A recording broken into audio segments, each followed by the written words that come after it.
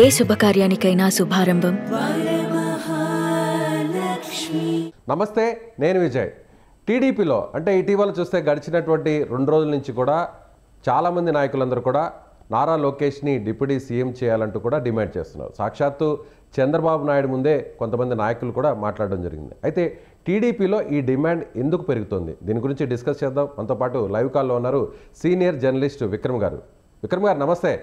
నమస్కారం అండి. గత కొన్ని రోజుల నుంచి అంటే కడపలో మనం మైదుకూరు సభలో చూసిన తర్వాత త్రిపులార్ మాట్లాడారు, సోమిరెడ్డి మాట్లాడారు, చాలామంది నాయకులు, ఇప్పుడు వర్మ గారు కూడా పిఠాపురంలో మాట్లాడారు. ఎందుకని ఈ డిమాండ్ పెరుగుతుంది, దీనికి కారణాలు ఏంటి? అంటే ఇటీవల తిరుపతి ఇన్సిడెంట్ జరిగినప్పుడు పవన్ కళ్యాణ్ గారు అక్కడికి వెళ్ళి అక్కడ అంటే చైర్మన్ గారిని, టీటీడీ చైర్మన్, ఈఓ, అట్లానే జేఓ వీళ్ళందరినీ కూడా క్షమాపణలు కోరమని అడగటం అనేటువంటిది జరిగిందండి. అది దానికి సంబంధించి ఒక వార్తాపత్రికలో కమ్యూనికేషన్ గ్యాప్ జరిగిందనేటువంటిది ఒకటి వినపడింది. అది అందులో ఎంత వాస్తవం ఉందనేది మనకు తెలియదు. అప్పటి నుంచి ఏంటంటే on par with Pawan Kalyan గారితో లోకేష్ గారు కూడా ఉంటే బాగుంటుంది అనేది టీడీపీ శ్రేణుల్లో వినిపిస్తున్నది. అక్కడి నుంచి మీరు అన్నట్టుగా కడప లో జరిగినటువంటి బహిరంగ సభలో వాళ్ళ పార్టీ నాయకుడు అంటే జిల్లా అధ్యక్షుడు, అదేవిధంగా అక్కడ స్థానిక ఎమ్మెల్యే గారి భర్త అయినటువంటి శ్రీనివాసరెడ్డి గారు, ఆయన పాలిట్ బ్యూరో మెంబర్ కూడా, ఆయన ఫస్ట్ రైజ్ చేశాడు ఈ అంశాన్ని. నారా లోకేష్ గారిని ఉప ముఖ్యమంత్రిని చేయాలి అని చంద్రబాబు గారి సమక్షంలో చెప్పటం, దరిమిలా మిగతా నాయకులు కూడా మీరు అన్నట్టుగా రఘురామకృష్ణరాజు గారు కావచ్చు, అదేవిధంగా వర్మ గారు, లేటెస్ట్గా సోమిరెడ్డి చంద్రమోహన్ రెడ్డి గారు, వీళ్ళందరూ కూడా డిమాండ్ చేస్తున్నారు. అంటే బహుశా ప్రోటోకాల్ విషయంలో నారా లోకేష్ గారికి కూడా అదే ఈక్వల్ ఇంపార్టెన్స్ ఇవ్వాలి, అదేవిధంగా ఆయనకి ఎక్కడా కూడా ఎటువంటి లోపం జరగకుండా ఉండాలి అనేటువంటిది తెలుగుదేశం పార్టీ శ్రేణుల్లో మనోగతంలాగా కనిపిస్తుంది. అందులో తప్పేం లేదు అది, ఎందుకంటే తెలుగుదేశంలో నంబర్ 2లో ఉన్నాడు లోకేష్ గారు. కాబట్టి వాళ్ళ పార్టీ శ్రేణులు సహజంగానే ఆయనకి కొంత గౌరవాన్ని కోరుకుంటాయి. అందులో ఉప ముఖ్యమంత్రి అనేటువంటిది మనకు తెలుసు, రాజ్యాంగంలో ఎక్కడ లేదు.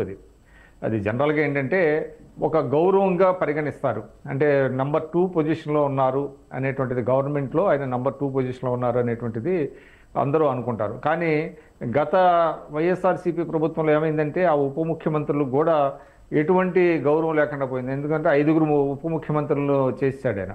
ఆ పదవిని అంటే డైల్యూట్ చేశారు ఆయన, ఎవరు, జగన్మోహన్ రెడ్డి గారు. దాంతో ఏంటంటే ఉప ముఖ్యమంత్రి అనే దానికి కొంత శాంక్టిటీ అనేటువంటిది తగ్గిపోయింది. అందువల్ల అయితే ఇప్పుడు కూటమి ప్రభుత్వం వచ్చిన తర్వాత చంద్రబాబు నాయుడు గారు, పవన్ కళ్యాణ్ గారు తన అంటే చాలా కష్టకాలంలో వచ్చి ఆయన హెల్పింగ్ హ్యాండ్ని ఎక్స్టెండ్ చేశారు. అదేవిధంగా కూటమి ఏర్పడటానికి ఆయన ప్రధాన భూమిక పోషించారు అనేటువంటి ఒక కారణాలతో ఆయన్ని గౌరవించాలి అనేటువంటి దీంతో ఆయన ఉప ముఖ్యమంత్రిగా చేసినటువంటి మాట వాస్తవం. అయితే తెలుగుదేశం పార్టీ శ్రేణుల డిమాండ్లో తప్పు లేదు, వాళ్ళ నాయకుడిని ఆ స్థాయిలో చూడాలనుకోవటంలో కూడా తప్పు లేదు. అయితే చంద్రబాబు నాయుడు గారు ఏంటంటే ఏదైనా కూడా ఒక టైమింగ్ అనేది ఉంటుందండి. ఆయన ఒక సమయానుకూలంగా ఆయన నిర్ణయాలు తీసుకుంటారు. అంటే ఇప్పుడు ప్రస్తుతం ఏంటంటే రాష్ట్రం ముందు అనేక సమస్యలు ఉన్నటువంటి తరుణంలో ఇది పొలిటికల్ ఇష్యూ. అంటే ముందు ప్రజల ఇష్యూస్ని పరిష్కరించిన తర్వాత ఆయన పొలిటికల్ ఇష్యూస్ మీద దృష్టి పెడతారు, మనకి అందరికీ తెలుసు. కాబట్టి తెలుగుదేశం పార్టీ శ్రేణులు డిమాండ్ చేయడంలో తప్పులేదు. అదేవిధంగా లోకేష్ గారికి కూడా అన్ని అర్హతలు ఉన్నాయి, అది కూడా మనకి వాస్తవంగా ఇచ్చే పరిస్థితి ఉంటుందా? వాస్తవంగా అంటే ఇమ్మీడియట్గా జరగకపోవచ్చు అని నేను అనుకుంటున్నాను అండి. ఎందుకంటే చంద్రబాబు నాయుడు గారు పార్టీ శ్రేణుల నుంచి వస్తున్నటువంటి డిమాండ్ని ఆయన పరిగణిస్తారు. అంత మాత్రం చేత వెంటనే ఈ కొన్ని డిమాండ్స్ వచ్చినంత మాత్రాన్ని వెనువెంటనే ఆయన స్పందించి ఆయన ఉప ముఖ్యమంత్రి చేయరు. అలా జరిగితే ఏమవుతుందంటే పార్టీ శ్రేణులు అనేక డిమాండ్లు ఇంకా తీసుకొస్తానికి ప్రయత్నాలు జరుగుతూ ఉంటాయి. కాబట్టి పార్టీ శ్రేణుల డిమాండ్స్లో ఉన్న వాటిని సమయానుకూలంగా నిర్ణయం తీసుకోవడం అనేది పార్టీ అధ్యక్షుడిగా ఆయన బాధ్యత. కాబట్టి ఏ మహానాడులోనూ అట్లాగా, లేదంటే తర్వాత మళ్ళీ మంత్రివర్గ విస్తరణ జరిగినప్పుడు అట్లా తీసుకునేటువంటి అవకాశం ఉంది. కానీ ఇమ్మీడియట్గా అయితే ఆయన తీసుకుంటారని నేనైతే అనుకోను. ఎందుకంటే పార్టీ శ్రేణులు డిమాండ్ని పరిగణలోకి తీసుకోవాల్సిన బాధ్యత అధ్యక్షుడిగా ఆయనకు ఉన్నప్పటికీ కూడా దానికి తగినటువంటి సమయం, టైమింగ్ అనేది చాలా ఇంపార్టెంట్ అండి రాజకీయాల్లో. ఇప్పుడు ఏమవుతుందంటే వెంటనే ఆయన్ని ఉప ముఖ్యమంత్రి చేస్తే కొంత రాంగ్ సిగ్నల్స్ కూడా వెళ్ళేటువంటి అవకాశం ఉంటుంది. అది లేనిపోని అస్త్రాలు ప్రతిపక్షానికి ఇచ్చినట్టుగా ఉంటుంది. అందువల్ల వాళ్ళు ఇప్పటి వరకు కూడా పవన్ కళ్యాణ్ గారు కావచ్చు, లోకేష్ గారు కావచ్చు, చంద్రబాబు నాయుడు గారు వీళ్ళందరూ కూడా చాలా సమన్వయంతో కలిసి పనిచేస్తున్నటువంటి పరిస్థితిలో లేనిపోని ఇది వివాదాలకి ఆయన తావిచ్చే విధంగా వ్యవహరిస్తారని అయితే నేను అనుకోను. అయితే లోకేష్ గారికి మాత్రం ఖచ్చితంగా ఉప ముఖ్యమంత్రిగా అయ్యేందుకు అర్హతలు అన్నీ ఉన్నాయి. ఎందుకంటే ఆయన 2009 నుంచి రాజకీయాల్లో ఉన్నారు. మనందరికీ తెలుసు ఆయన మొట్టమొదటిసారిగా ఆ పార్టీ సభ్యత్వం ఎవరైతే తీసుకుంటారో ఆ పార్టీ సభ్యత్వం తీసుకున్న వాళ్ళకి ఒక జీవిత బీమా ఇవ్వాలి అనేటువంటి ఒక ప్రతిపాదన దేశంలో మొట్టమొదటిసారిగా చేసినటువంటి వ్యక్తి. ఇవాళ అన్ని రాజకీయ పార్టీలు కూడా దాన్ని అనుసరిస్తున్నాయి. ఇటీవల వాళ్ళ సభ్యత్వం 1 కోటి సభ్యత్వాలు దాటింది. అదేవిధంగా సభ్యత్వం తీసుకున్న వారికి 5 లక్షల రూపాయల బీమా ఇస్తున్నారు.